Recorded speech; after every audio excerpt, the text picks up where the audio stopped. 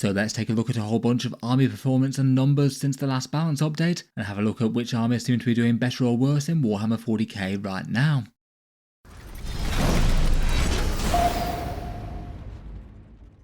Hello and welcome back to Auspex Tactics, where today I thought we'd take a look at Warhammer 40k army performance, and in this one do a bit of checking in as to how the armies of Warhammer 40k have been performing in practice, with which forces have actually been getting wins since the balance pass. Outside of recent Necron and Ultramarines changes, the majority of the last balance updates happened in mid-December, so there has been quite a bit of time for people to adapt and make lists and things since then, but compared with normal there hasn't really been quite so much good data of top players duking it out against each other, as there just haven't been many big tournaments happening over the Christmas period. That will certainly be picking up again over the next few weeks though. For this video I thought we'd take a check-in on how armies are doing by a whole bunch of different metrics, and then overall go through some of the factions that might have claims to be some of the top things in the game right now. A few forces that seem to be doing notably well over a few different categories. Let's take a look at some army play rates at tournaments, some tournament win rates so far, which armies have managed to go undefeated or outright win events currently, and then take a look at a few more casual win rates for more normal games out there, and in particular taking a look at a few detachments, as there are some specific detachments performing vastly above the power curve. Then after all of that, let's talk through some of the contenders for top armies of Warhammer 40k, and an example army list for each of them. Jumping into it, and first up, let's take a look at what armies are being played the most so far at tournaments, which I certainly think is helpful as it gives you a general idea of which factions are being unusually seen as strong or weak compared with their normal. You do have to take this in context of how often they're played regularly though. It seems that out of tournament games recently, it's Space Marine and Guard in the two top spots. Space Marines having had a lot of attention so far, and they're clearly above the rest of the other factions. People enjoying their Victories Honor Guard, though the cookie cutter Ultramarine build has certainly taken a nerf with the change to their profile recently. Otherwise, the Astra Militarum are much higher than they are normally, the second most played army currently due to their Grizzled company, which is just quite nice both for top competitive play and just supporting a lot of unusual lists in general. Beyond that though, for people choosing to put armies on the table in tournaments, there's quite a lot of armies. They're just kind of vastly outperforming how often they're played normally. Chaos Demons are unusual to see in the third spot. The buffs to the Lord of Change in particular getting a fair few more scintillating legions on the go. Death Guard is still very popular, and then Emperor's Children, Drukhari and Blood Angels all are more popular than normal. Emperor's Children have had some recent draw to them with their new Grotmus detachment, even if it's still the coterie that seems to be doing better for them. The Drukhari are vastly more played than they are normally. Again, a new codex adding some interesting stuff, and the Spectacle of Spite seems to be really working out for them. And then the Blood Angels, they've been rising up more than normal, but at the same time I really wouldn't be too surprised if they wind up placing higher than this after a bit more data. They're doing rather great with their Rage Cursed Onslaughts. Out of the one slightly below those, no real huge surprises there. World Eaters, Custodies, Dark Angels, Tyrannids, Orcs and Chaos Knights, all of which have a fair following. It's interesting to see some of the armies on the lower end of the list. In particular, the Eldari have dropped down from being one of the most played armies in 40k to significantly less, down in 18th. They've suffered some pretty enormous nerfs, and there certainly doesn't seem to be much enthusiasm to put the Imperial Knights on tournament tables recently. I say most of the others towards the lower end of this are armies that don't tend to have a vast number of collectors anyway. Next up, let's take a look at tournament win rates, and as this is still very early on, I take with big pinches of salt. At least there's somewhere between 1 and 200 games being played by a lot of these, but even then that's a lot of randomness and dependence on individual players doing well. And even more than that, all the ones marked in red have got so few games that it's just not really worth paying much attention to their results. Down the lower end of the win rate curve though, Eldari don't seem to be performing well here, and again that's a huge drop compared with pre-nerfs. That's how Empire don't seem to be having a great time of it either, with a Riptide nerf and the Stealth Suit change on the go. And also both flavours of Knight, both the Imperial and Chaos seem to be starting out really quite weak. The Imperial's on 44% so far and the Chaos Knights on 42%. Both of those did seem to be, on paper, likely to be towards the bottom end of the meta, with the Imperials not getting a bit more help that they needed, and the Chaos Knights having a small direct nerf to the dual Gatling Despoiler, even if it wasn't absolutely enormous. We've also got the Space Wolves down here, and the Black Templars too so far, though they've had very few games. Next up for the middle third of some tournament win rates so far. As usual, there's lots of armies clustered here, which is good to see. It seems we've got Custodies, Emperor's Children, Death Guard, Orcs, Sisters, World Eaters, Chaos Marines, Necrons, Leagues of Votann and Dark Angels between here. Dark Angels and the Leagues of Votann both seeming like they've started off on quite a good footing on 53% wins, but given the low data I wouldn't really infer too much from that yet. It did seem kind of likely that Necrons would be in a good spot, and if this was how well they were doing prior to the update, I have a feeling that they'll be rising up more with the new Necron datasheets added. Before we move on to the top factions and a bunch of other things beyond that, I'll just give a quick shout out to today's video sponsor, Rattle Studios. They're a commissioned painting studio who sponsored the video, based in Kentucky in the USA, and run by Morgan Card. The general offering with these commission painting studios is that you can reach out to them with an idea for a project that you might like doing, maybe one character miniature or centerpiece vehicle painted up super nicely, perhaps a paint scheme that you want a kill team realised in, or with an entire project for a really big army. They'll then give you a quote for the painting that you'd like done. They can source models locally at the normal discounts from Games Workshop prices from local retailers, and depending on the level of detail and overall challenge of the project, it'll be priced accordingly. As you can see, they have a pretty amazing back catalogue of really spectacular work. It's always good to showcase some talented commission painters on the channel, I think. I quite like their various takes on Farsight and that all rather glowy Dune Crawler, and the Night Household from that previous slide seems pretty amazing. Here's a rough kind of price list for roughly how much things would cost. I feel like you perhaps get a bit more bang for your buck on really big models as opposed to individual infantry perhaps, mainly because they're a bit easier to paint fast. You can check them out, link down in the video description if you'd like to. And they're also putting out the call for any commission painters who'd like to work with them as well. You can message their email address if you're interested in that one. In any case, thanks to them for sponsoring this one. For the top cut of the tournament win rate so far, again based on very early numbers, these ones do seem to be more or less as I might have guessed. For the armies that have at least a fair bit of data, we've got the Chaos Demons with their rather scary Lords of Change and other stuff, Drukhari being buoyed up by the Witch Cults, Blood Angels with the Rage Cursed Onslaught on 55%, Admech on 55 too so far, and then both Guard and Space Marines doing well despite a lot of players, Grizzle Company and Ultramarines with Victories Guard having a good time there. Thousand Sons don't have much data yet, those seem to be doing well so far. It feels like at least on paper they should be in a position to do well, with some slightly middling win rates prior to the balance update, and then getting a bunch of small improvements. So far Genius to the Cult seem to be topping the shop, though realistically it's not so much data to be able to talk about seriously. It is interesting that they also seem to be winning on the win rate front for the casual games. There might be a bit of selection bias in the people who choose to collect Genius to the Cult there though, they often tend to be a bit more of an experienced player's army than some. Another really useful metric to look at for armies that are doing best versus the competition is the amount of grand tournaments that they get, and when I look at those I quite like to look at undefeated runs as well. So when you've had 5 games in a row where you've not lost one, as that basically equates to a performance that could have won a grand tournament elsewhere, but just happened not to due to tiebreakers or happening to go to a 6th round in an event. For the armies that have had 3 such runs so far, we've got 3 Space Marine ones, all of those were Ultramarines I believe. Blood Angels with their Rage Cursed Onslaught 3 times over, the Dark Angels with some good early performance for the Wrath of the Rock. Instinctively I do kind of wonder whether they've taken an early lead and might get gradually caught up as we get more data in, and then 3 Astra Militarum with the Grizzle Company. Then having 2 of those undefeated lists, we've got a couple of sets of Death Guard, 2 sets of Emperor's Children with the Coterie, and then 2 sets of Drukhari with their Spectacle of Spite, and then there was one of Grey Knights, the Chaos Marines with their unusual Fellhammer one, Thousand Sons Rubricate, and then Chaos Demons, though interestingly enough for all the good performances of the Tzeentch Demons, that one happened to be a Slanesh one with a bunch of Keepers of Secrets. As a counterpoint to the top tournament things, I thought it could also be interesting to take a look at the more casual win rates out there, and these ones came from Goonhammer's 40k Stat Center after the update, so credit to them. These will have their own set of biases, and are a bit more likely to reflect a bunch of new players and not quite so optimised armies, but at the same time might be more relevant to the average player out there, and do have the advantage of having far more games being played with these compared with the tournament results, so might be a bit more reliable and less down to chance. It's kind of notable that Chaos Marines seem to be doing worse out of these so far, far lower than in the tournament results, and Chaos Knights aren't so low, they're more in the middle section. 3 of the armies that we did have a lot of data for the tournaments do seem to be towards the lower end here.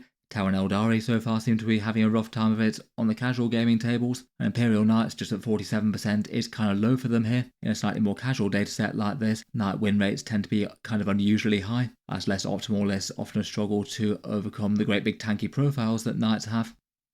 Then once more there's a whole bunch of armies in the middle tier. We've got Necron, Space Wolves, Death Guard, Sisters, World Eaters, Imperial Guard, Thousand Sons, Chaos Knights on 50% here, and Dark Angels. The Astra Militarum being a touch lower than their tournament numbers so far, and the Space Marines are similar, down at 48%, though in particular I feel like they're an army that tends to have a lot more casual players playing them, and people who want to play Space Marines in all sorts of different ways, and certainly not just playing Victrix spam Gladius. There are a few armies that seem to be pretty consistent with the top tournament data so far. We've got Demons, Admech, Blood Angels, Drukhari and Emperor's Children here. The Leagues of Votan doing alright as well. It's maybe not too surprising to see the Adeptus Custodes a bit higher than they were in the other one, given their big chunky stat lines. They often tend to do better in any dataset that isn't just grand tournament data. The Tyranids seem to be doing rather well here. A good start for them, and really quite a lot of games on record for them too. And then again, it looks like it's the Genestealer cults on top at the moment. It'll be interesting to see if they stay there for the longer term. It certainly implies that the small and experienced player base of them are doing very well with them right now, and winning quite a lot of games overall, even if they haven't had any big tournament success yet. Then another handy enough way to look at the actual specific builds that are doing well in games currently is to see which detachments are hitting the top spots, though I think it helps to select for detachments that are actually seeing regular play, otherwise you just have one where one person has won 2 out of 3 games for them and they look overpowered. Filtering for any armies that had 200 games on record at Goonhammer Stats Center, it looks like it's the Drukhari out in front there with the Spectacle of Spite. I guess that's also quite a selective army that's really going to filter for experienced Drukhari players that are able to put a niche collection on the board. After that, it's the Chaos Demon Scintillating Legion, maybe a bit of an element of the same there, but certainly looks like if you can field it, Lords of Change can do the business. Then after that, looks like for the Genestealer Cult detachments, it's the Biosantic Brood Surge that's been getting the most play. That's on 57%. The few Death Guard players using the Taliban Summoners seem to be doing well. That one does seem to have been gaining in popularity over the past few months or so. No surprise to see the Blood Angels Rage Cursed Onslaught there. Then it's the Thousand Sons Rubrique, the Tyranid Subterranean Assault, the Custodious Lines of the Emperor, though bear in mind that this is more casual games than competitive, Dark Angels playing Gladius Task Force, the Votan Hearth Band, Astra Militarum Grizzle Company, the Emperor's Children Coterie of the Conceited, and then the Space Marines with Blade of Ultramar. In practice it feels like Blade of Ultramar and Gladius Task Force are fairly similar in terms of power, though I guess the Gladius Task Force would have quite a lot more dilution effects from newer players playing the default Space Marine detachment.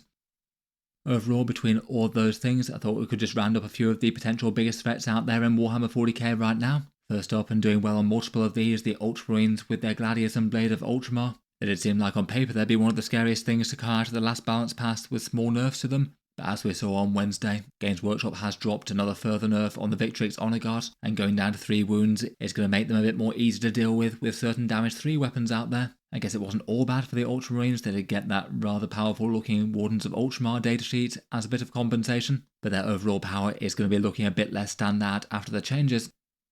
Here's one example of one of their armies that went undefeated, this one looking like a particularly horrendous one. Not all the lists spam Victrix quite so aggressively, but this one has 3 squads of 6, led by Calgar, Ventress and Sicarius, backed up by some super minimal objective scoring style units, and then no less than 3 repulsor executioners for some ridiculous firepower. The guard have got some enormous melee threats, big surge moves and reactive moves to go with. They certainly would be easier to gun down now that every single one of those Victrix guard has lost a wound. They might be able to field one more support unit or something if you shifted points around, as you have another 60 points left over now. Next up, the Drukhari Spectacle of Spite seems to be pretty consistent, ranking towards the top of most of these tables.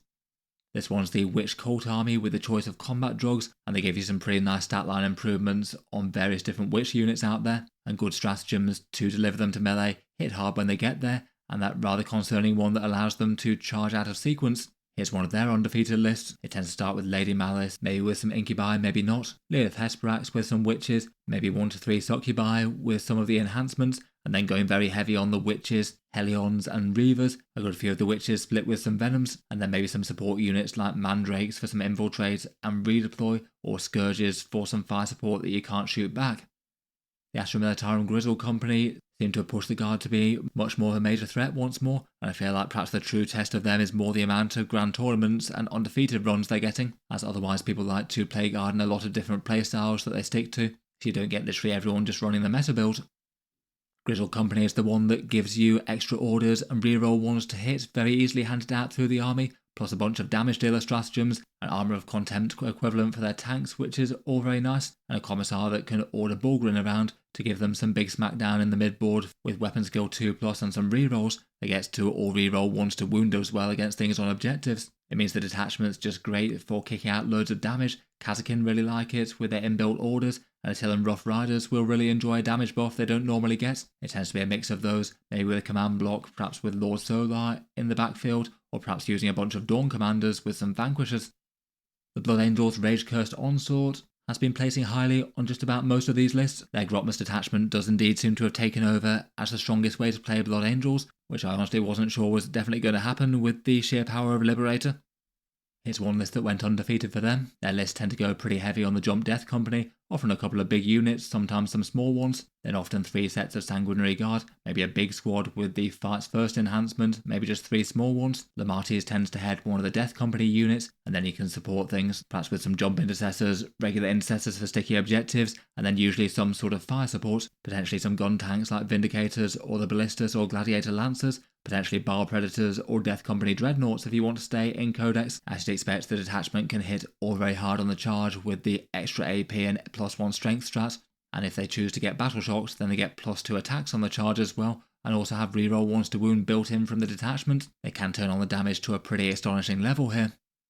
The balance changes that they got last time around have helped out Tzeentch here, and the Chaos Demons, particularly with the Scintillating Legion, seem to be doing great. So far no outright event wins, though they've come close in a lot of different ones. The main buff that they got was a flat damage 3 on their big shooting profile at the cost of a few points, but it seems to have been enough to cement them as very dangerous damage dealers. As a result, a fair few people seem to be playing them in the rather fun detachment that is the Scintillating Legion. That's the one where you can bounce flux tokens to and from the opponents. Perhaps some of the most notable stratagems being a really big damage dealer with extra strength and AP, and one that can allow multiple Tzeentch units to fade away and return to reserves, even if they've been engaged in melee by enemy units, which is very unusual indeed. You can also have a Fighty Demon Prince, and a Lord of Change that can shoot round corners through the eyes of other demons. It seems to be 3 Lords of Change, often Kairos Fate Weaver, often that Demon Prince, and then backing them up with some sort of combination of Flamers and Screamers.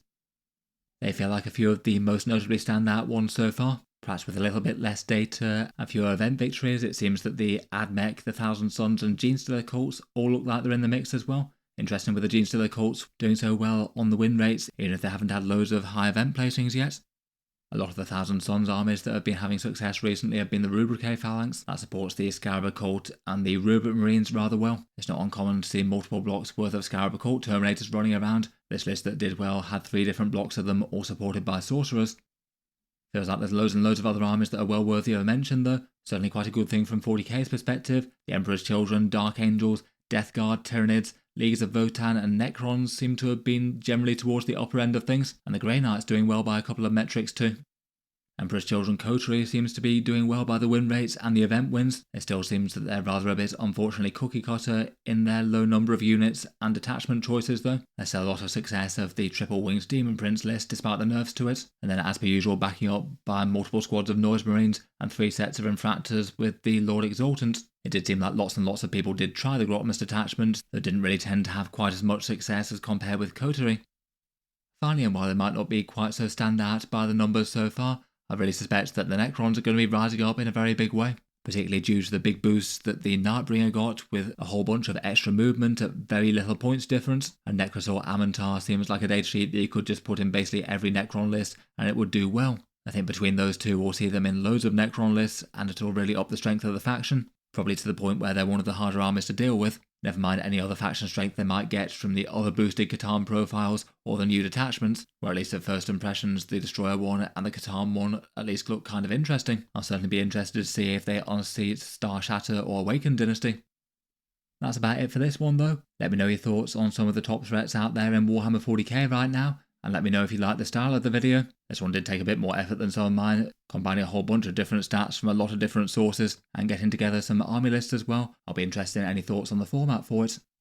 As mentioned, a big thank you to Rattle Studios for sponsoring the video. You can find them linked down in the video description if you'd like to. Feel free to reach out to them if you've got any idea for a project that you'd like to get painted up really nicely, whether it's a central character miniature, a great big monster and vehicle, or an army project. That's it for this one. Feel free to subscribe to Auspex Tactics if you'd like to see more like this. I keep the 40k videos coming just about every day. And finally, if you have been enjoying all the videos on the channel, Auspex Tactics does have a Patreon page as well, and you can find that linked in the video description. Channel patrons get a fair few advantages, seeing certain videos early, regular votes to see what sort of things come next on the channel, and automatic entry into the regular prize giveaways with the chance to win some big model kits each month. If any of that sounds good to you, or you'd just like to help support, the link's in the video description. In any case, a massive thank you for listening, and I'll hope to see you guys next time.